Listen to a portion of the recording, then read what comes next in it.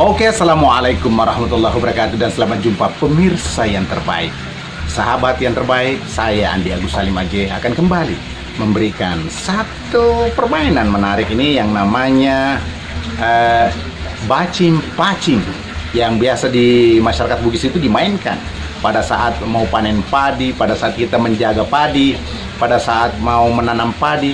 Ini bacim-pacim ini seringkali dimainkan. Anda mau mendengarkan seperti apa? Coba.